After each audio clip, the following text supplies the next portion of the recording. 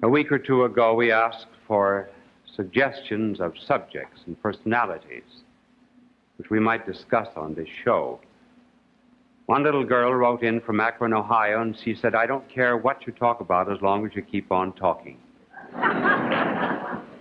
That can prove very dangerous because some years ago, on the way back from Europe, a steward came out on the deck of the ship one night and he said, "Are you the one who preached sermon at St. Patrick's Cathedral such and such a time?" "Yes." He said, "My, that was a wonderful sermon. Wonderful. I enjoyed every minute of that hour and a half." I said, "My good man, I never talked an hour and a half in my life." Well, he said, "It seemed that long to me."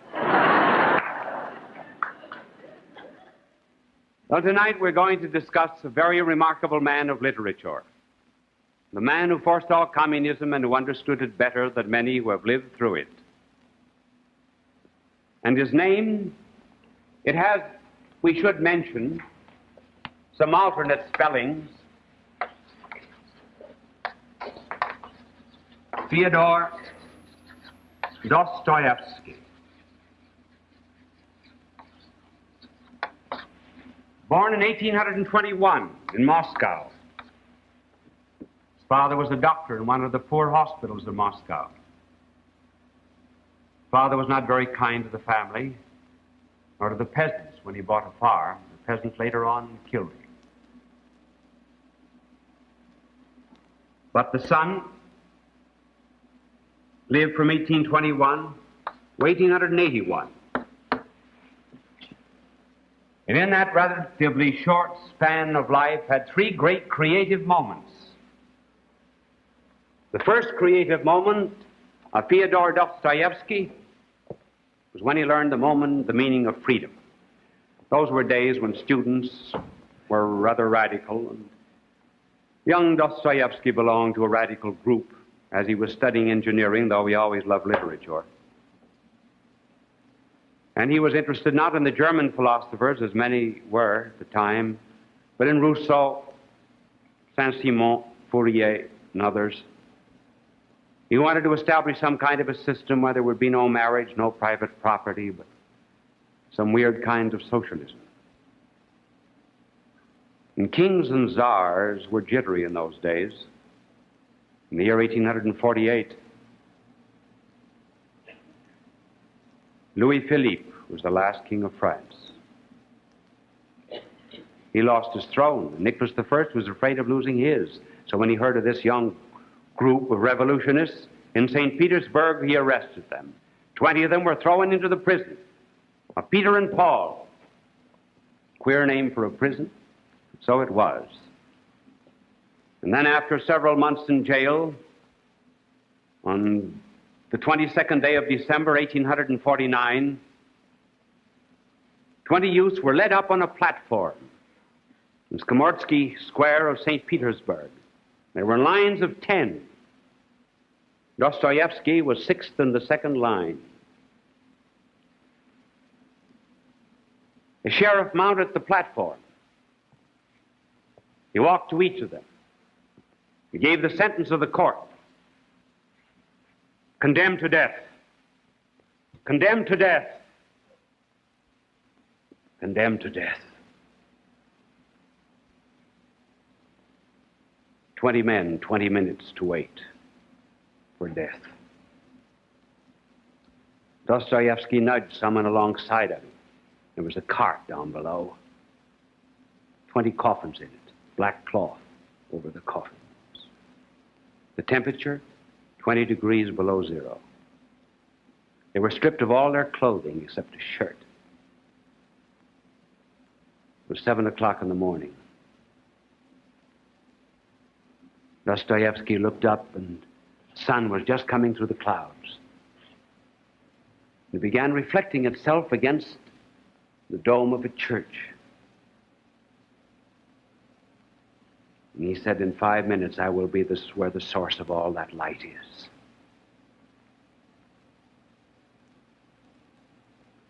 And then 1 minute more, and he said, oh, if I could only live. What an eternity of days would be mine, and how I would treasure each moment. And at that moment, a soldier came across the yard waving a white flag and announced that through the mercy of the Tsar, they would not be shot. But Dostoevsky was to be sentenced to 4 years' imprisonment in Siberia. He breathed the air of freedom.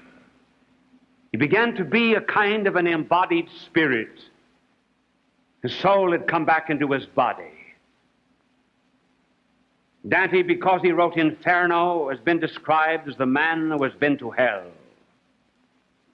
Dostoevsky was the man who looked death in the face and got back that elemental freedom, the freedom to live and move and have your being. You would understand freedom as well as any man in the world.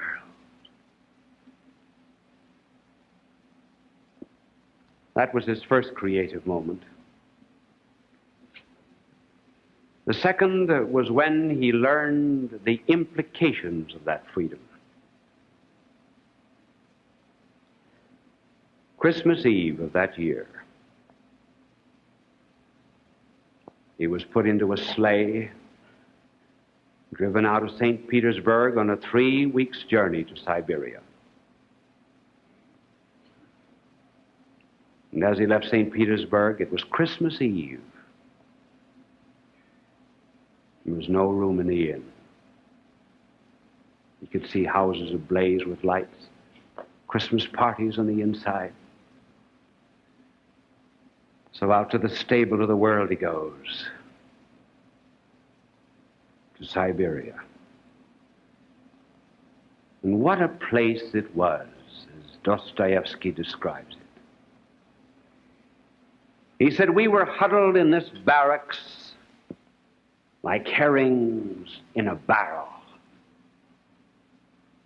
No room to turn around. Fleas and lice by the bushels. Temperature 30 and 40 degrees below zero. Ice 3 inches thick on the window pane. One stove in the center of a room never melted the ice in the room. A sheepskin to cover us, but it never covered our feet, and our feet froze.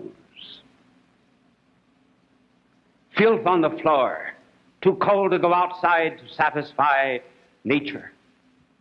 Men would attempt to cross the floor, and their chains would get caught in the chains of others, and they would fall, crack their heads, and curse. It was a veritable inferno of imprecation and curses and lecherous laughter. And out of it, later on, came the books describing what he had been through. Letters from the underworld and the house of the dead. Some of the most terrible pages of all literature. And what did he learn during this captivity in Siberia? He learned 3 lessons, and he puts them down in these books. And the first lesson that he learned was how evil men can be. He lived with characters, and he saw guards that could not be divided as novelists divide their characters into good and bad. He said there are some people who will abuse freedom to a point of wishing only evil. They lose the distinction, he said, of right and wrong. And they do not deny God merely. He says they challenge God. They set themselves up as an absolute. He said, I found that while I was there, that man is open at 2 ends. First, he's open to the inspirations of grace. And then he said he's open to the devil himself. And some of these men, he said, wanted to do evil just for the sake of evil, even to make good evil. And as a result, he said, they became cruel. And I learned, he said, that it is possible for a man to become more cruel and bloodthirsty than any beast. As one of the characters said, there are only two periods in history. One is our ascent from the gorilla to the death of God, and the other is from the death of God to the making of a new earth through communism. That was his first lesson, how evil men can be. And the second lesson that he learned was about a social system that evil men can create. That social system that exists in the land where he lived. Churchill describes that land as the dividing of it as the Iron Curtain. That description would never satisfy Dostoevsky. Why? Why? Because the Iron Curtain is from our side, the comfortable side, the side of real freedom, looking up against something opaque. When you pass through Siberia and see evil such as Dostoevsky saw, that description would never fit it. And so in Letters from the Underworld, he describes the new race of men and what it means to live under this type of man. And he describes it as the mouse facing the wall.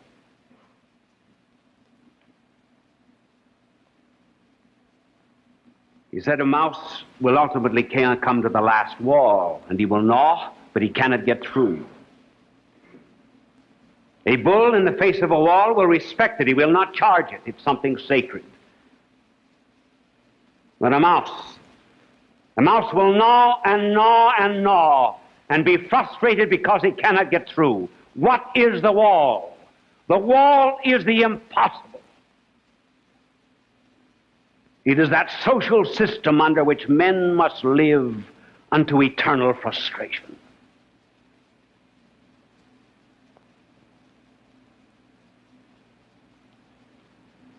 And the third lesson that he learned, he described it in these two books that I mentioned, was that the only alternative to this social system is Christ, in whom, as he rightly said, is God in the image of man. He said, I thank the Almighty that I have passed through Siberia, because I've learned now the essence of man. And I have also learned, he said, that it is only in Christ that I must repose.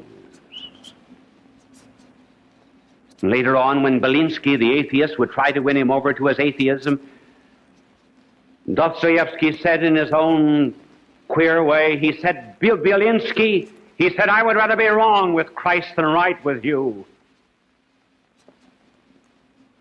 Prison spoiled some men and spoiled Oscar Wilde. He lost all of his creativity in prison. And he came out of prison. He wandered the streets of London under a diabolical pseudonym. He lost his power of writing because he'd been in prison, but not so Dostoevsky. He learned these great lessons. And Dostoevsky came out in order to come to the third moment of his life, the truly creative literary moment, in which he wrote some of the great pages of literature. For example, this is the man. Dostoevsky wrote in, first of all, the one that we will discuss first, Crime and Punishment, in 1866. The Possessed, 1872. We will not have time to discuss Brothers Karamazov, around 1879-80, before he died. In these works, he describes communism that is to come. And he describes it, well, first of all, in Crime and Punishment, where one of the characters is Raskolnikov, the individual communist. Raskolnikov does not believe in a distinction between right and wrong, good and bad. But he's interested in the masses. He's concerned about the poor. He wants to build up a social system. He's concerned with the proletariat.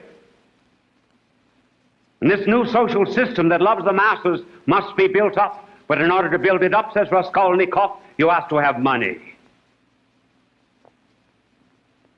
So he kills a poor old woman pawnbroker to get money to establish his socialistic state. And he argues, she was vermin anyway. You see the system? You kill one, you ate 1,000 of the masses, that's simple arithmetic. That's communism. No concern whatever for the individual person. All that matters is the party state, the totalitarian structure. And hence let individuals, wherever they be, in Poland, Hungary, Albania, anywhere else, let them be wiped out. All that matters is the regime that professes to love the poor and tramples on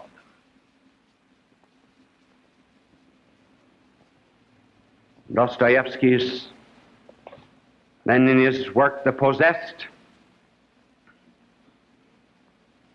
describes the state that has been set up by this philosophy. It's no longer concerned now with the individual communist. And Verhovinsky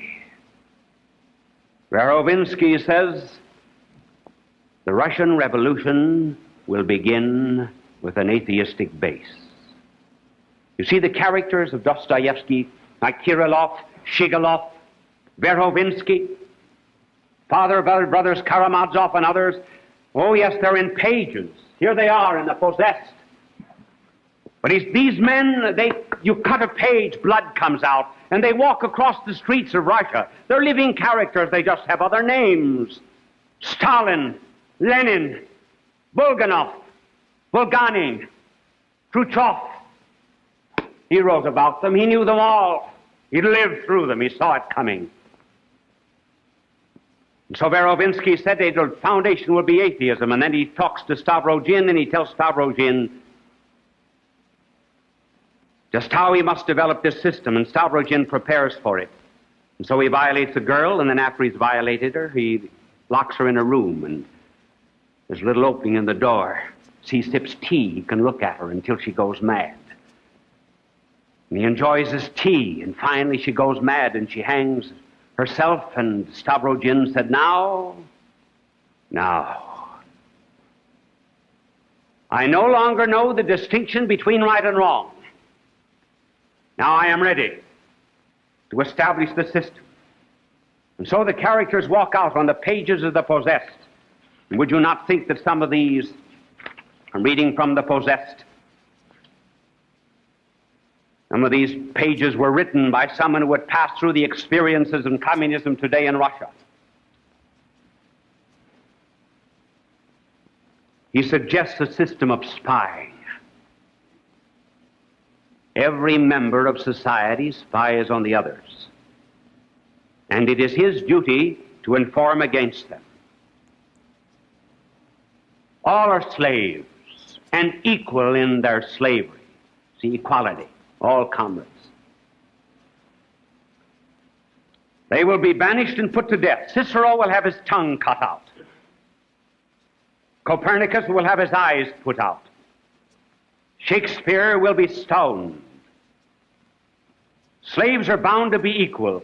There never has been any freedom or equality without despotism, but in the herd, everyone will be equal. The moment you have family ties or love, you get the desire for property.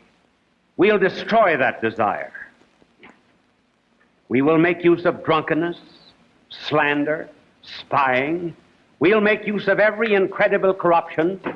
We'll stifle every genius in its infancy. We will reduce all to a common denominator, complete equality. Only the necessary is the necessary. That's the motto of the whole world from now on. The world needs a shock, and that's for us, the dictators, to look after.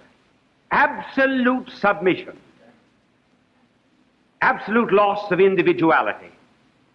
But once in 30 years, the dictator will let them have a shock, and they will suddenly begin eating one another up, just as a precaution against boredom. And then, Dostoevsky, knowing that this philosophy that has no respect for persons, that speaks of the love of the masses, will be a menace to the world, tells how it will win over. Does not mention America. But how true he was writing too soon for us, perhaps. But he told how all the intelligentsia, the riffraff, the false liberals, all of the people, without a fine distinction of right and wrong, will follow after these individuals. And do you know, says the leader, that we are tremendously powerful already? Our party not only consists of those who commit murder and arson, fire off pistols in the traditional fashion, or bite colonels. They're only a hindrance. I reckon them all up. A teacher who laughs with children at their God is on our side. The lawyer who defends an educated murderer because he's more cultured than his victims and could not help murdering them to get money, he's one of us. The schoolboys who murder a peasant for the sake of sensation, they are ours. The juries who acquit every criminal, they are ours. The prosecutor who trembles at a trial for fear he should not seem advanced enough is ours. And among officials and intelligentsia and literary men, we have lots and lots of them, but they do not know it. And so we'll have a little fresh blood now and then, and we'll set legends going, and every scurvy group will be of use to us. I'll pick out some of you fellows that you'll be keen for shooting. Well, there's going to be an upheaval. There's going to be such an upset as the world has never seen before. Russia will be overwhelmed with darkness, and the whole earth will weep for its gods. In 1872,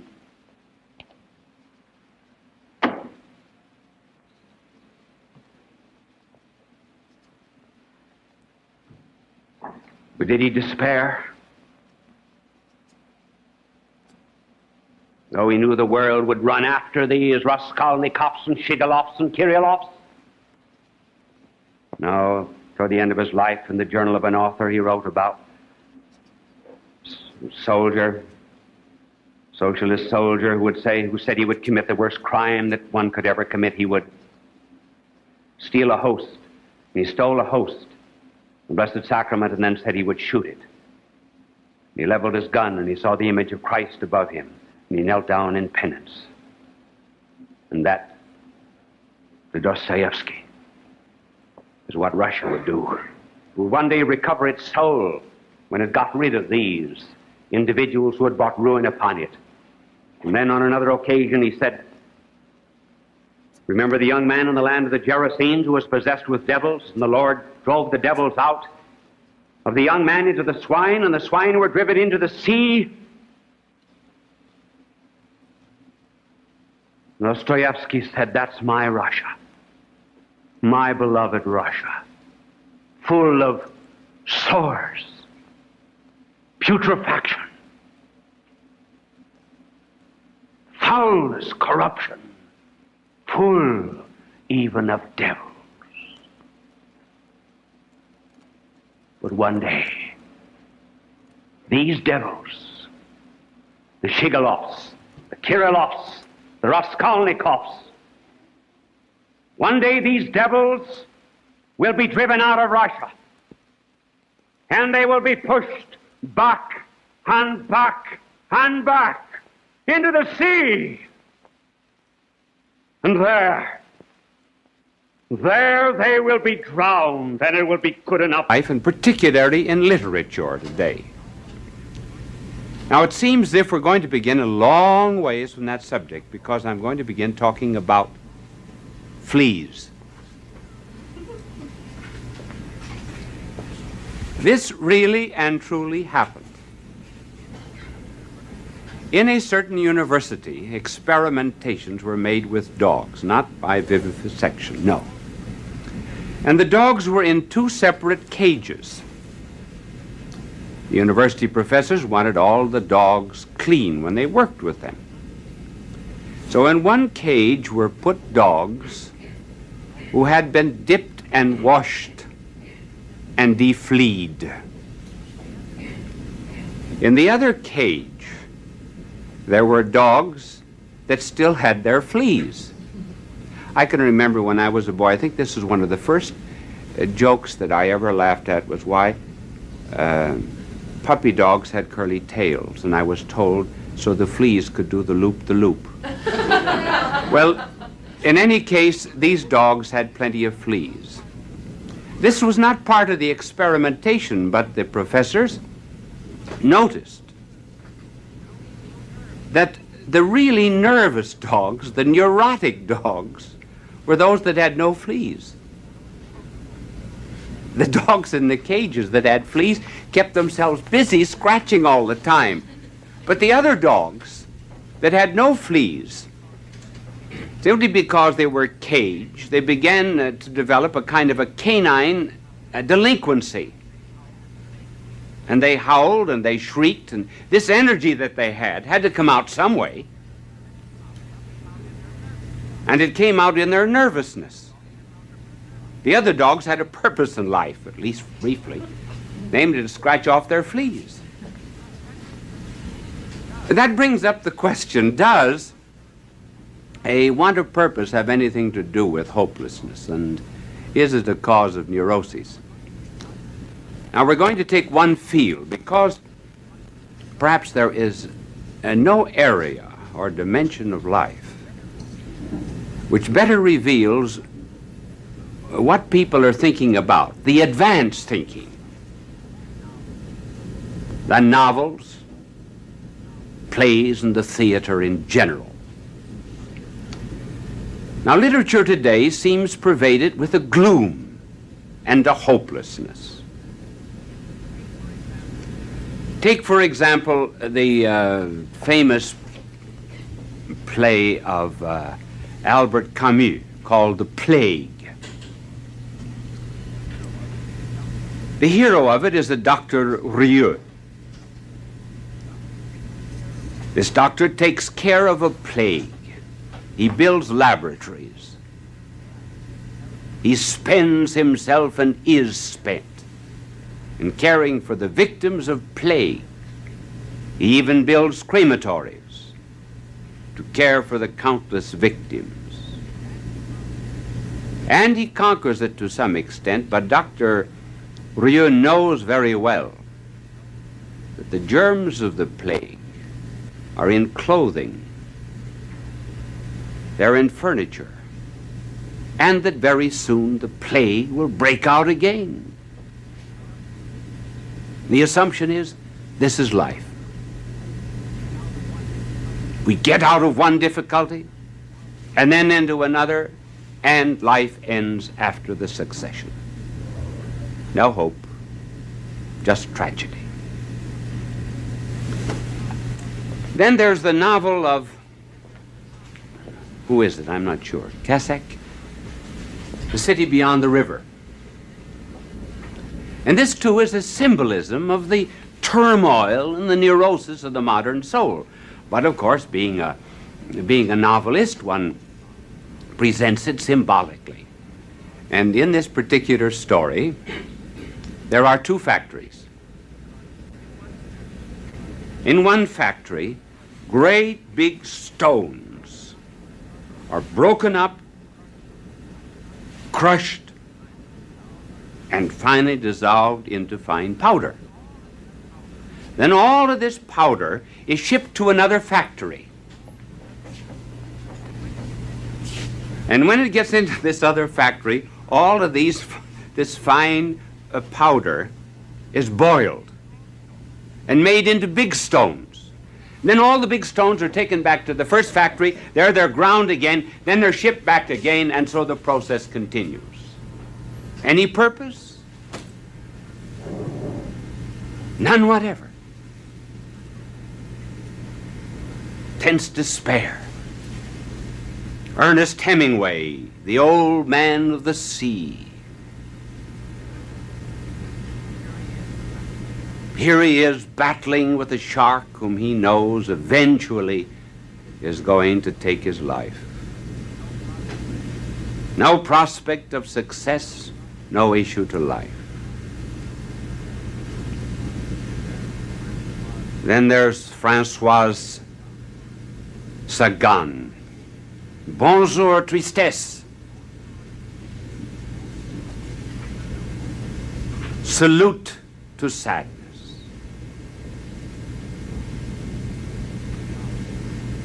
Sartre, with his 4 men in hell, talking to one another, each man talking only about himself, not concerned with anyone else. And when the curtain goes down, the last line of the play is, hell is others.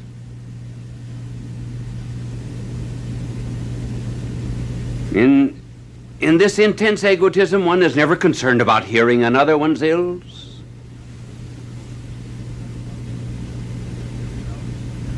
And the result is that there's a kind of a self-pity that develops, which is the keynote of modern neuroses. Self-pity. And that in its turn develops a queer kind of compassion that is found in modern life. Remember in the story of the Good Samaritan, he passed by the wounded man on the way from Jerusalem to Jericho. And it was said he was filled with compassion. And his compassion went out to others, so that he himself was willing to relieve himself, as he did financially and also physically, of his energy in order to help another. But in this self-pity of modern literature, there's a peculiar kind of compassion that is now becoming part of our ordinary life. Namely, for whom do you feel sympathy today?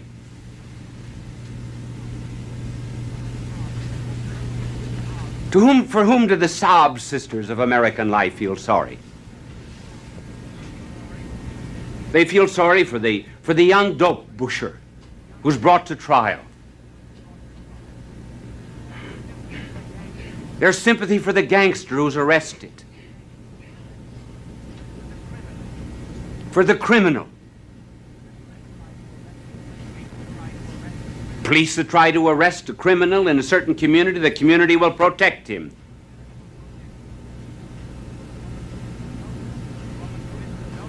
A woman commits adultery, there's sympathy for whom? For her.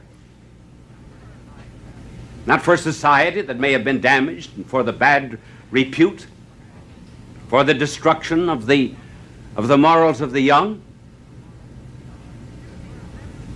Sympathy is rather for the murderer than for the murdered, except in very few instances. For the young mugger instead of the one that's mugged.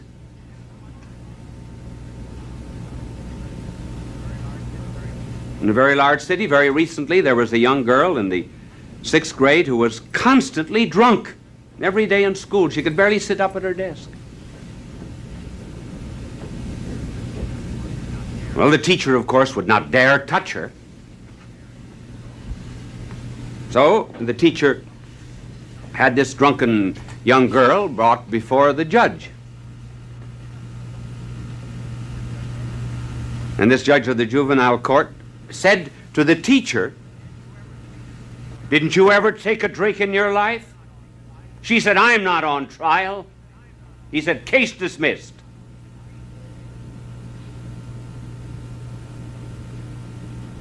Compassion was for her, not for the other school children, not for the teacher.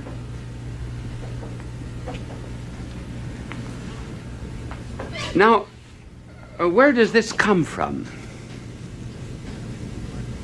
Well, it's partly due to a loss of purpose. When anything loses its purpose, it becomes revolutionary, it becomes neurotic or psychotic. One could, if a pencil were endowed with consciousness, you could make a pencil neurotic. I could make a pencil neurotic, for example, if it had consciousness, by using it to pull down this microphone which is above my head. If I stuck the sharp point into that microphone to pull it down, incidentally, you know, there's always a microphone wherever you walk. If I walk over here, the microphone follows me. If I walk over here, the microphone follows me. And he's kept very busy now at this particular time. Well, now if I... And incidentally, great credit should be given to the man that handles the microphone. If he didn't like a show, and he must be tempted many times, he could drop that boom on you, and the show would end immediately. But if I use the pencil, for example, to pull that down, I wouldn't get it down, and I would break the point of the pencil. Why? Because the pencil wasn't made to pull down booms. And so too, I'm not made for certain things, and if I insist on doing those things which are contrary to my nature, well, then I hurt myself. And that is the beginning of a neurosis. A boiler is made to retain temperature, steam at a given pressure. And this pressure, yes, is imposed by an engineer, by an intelligent mind. If, however, the boiler were endowed with consciousness and said, well, I'm allowed 80 pounds a square inch, but I'm going to put in 200, it's no longer free to be a boiler. Man has a certain purpose in life, namely the attainment of perfect life and truth and love, and if he does not attain that and work toward it, then as the boiler explodes when it exceeds its limitations, so man develops a kind of neurosis when he fails to follow out his rational nature. And this neurosis is intensified very much in modern life, simply because we never think of ourselves to blame. So today, how are children taught? For example, a child is learning to walk across the floor. And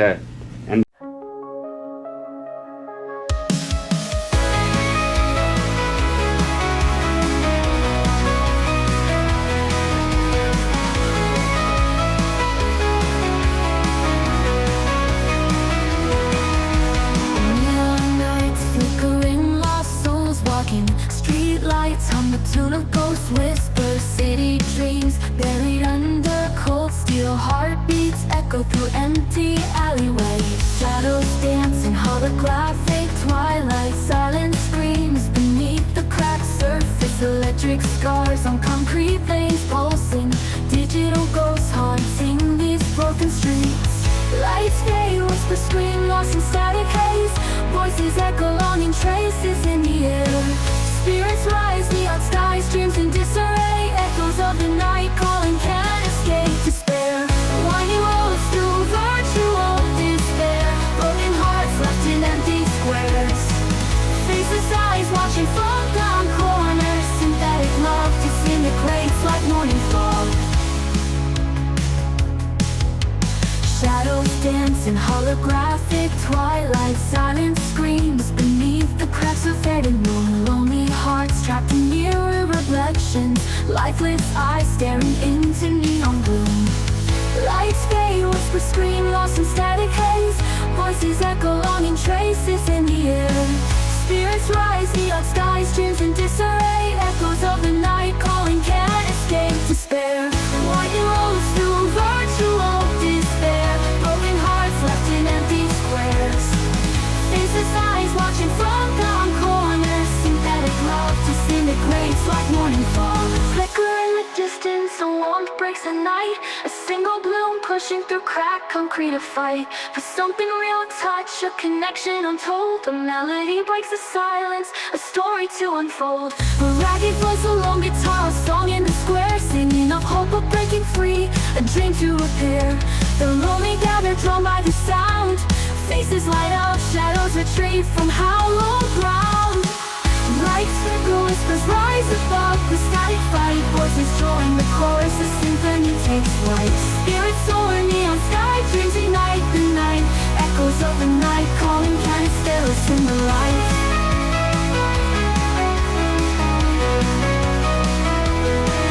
In the heart of the silicon, a crack begins to mend. A human spark, a firefly, a love that will transcend the artificial night. A city starts to breathe, hope rekindle, whispering, you are not alone.